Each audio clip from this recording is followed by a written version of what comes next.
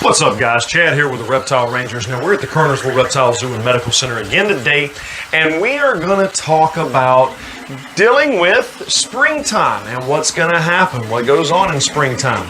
Now, just before we do that, right here in this corner, we have our subscriber button. And make sure you hit that if you have not done so. We appreciate you doing that. If you already have hit that subscribe button, we appreciate you following along week after week after week. Now let's get into this. Now that we're coming into springtime, we are starting to see turtles and lizards and snakes and all kinds of mammals and birds starting to get quite a bit more active than what they were during the wintertime. The one that I'm going to talk about today, and I'm going to show a little bit about today, is one that is known for being a little bit more dangerous in the springtime, in the fall time especially, is the copperhead, okay? Now, yes, we've done several videos on the copperhead, how to identify them. It's way down in the videos below. And how to identify the copperhead, what they look like. This one's going to kind of be similar, but we're going to show you a baby copperhead this time instead of one of the adults, because the babies and the adults look almost identical. The only difference is the yellow, bright yellow or greenish neon tint that it has to the tip of the tail of the baby copperhead, or the cottonmouth is the same way, but the copperhead, okay? Understand that in the springtime, these guys are coming out for food, for mating, not the babies, of course, but for food, for mating, and then they're quite a bit more active in the springtime. So I want to make sure that I'm clear that the whole point of this right now is to just talk about seeing these things or what to expect during the springtime.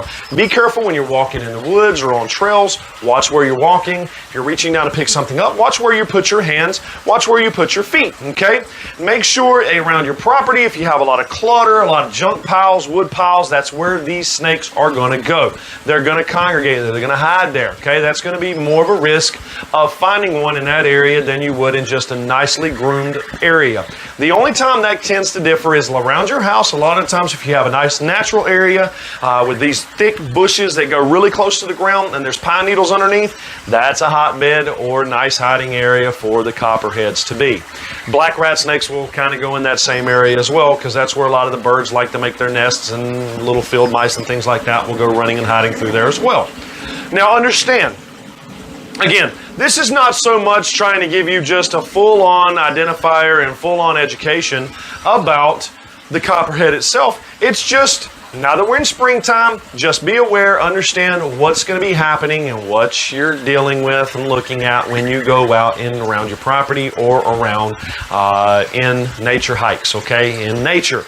So let's get right into this. Let's show you and let's talk about briefly the copperhead and what the baby copperhead and the adult both look like. Check this out. Look right here at this baby copperhead. Look how beautiful this little guy is. Now you can see he's got the same exact pattern as the adults.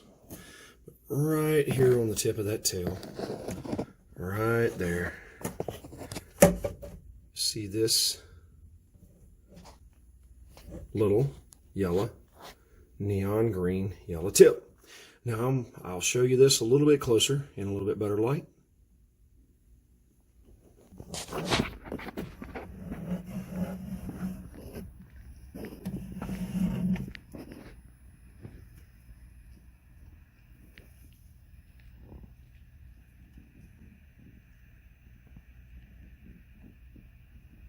All right, now isn't that great? Now just, again, remember, this is not one of those in-depth how to identify just the copperhead alone. This is just talking about in the springtime, here's what we're looking at, here's what you got going on.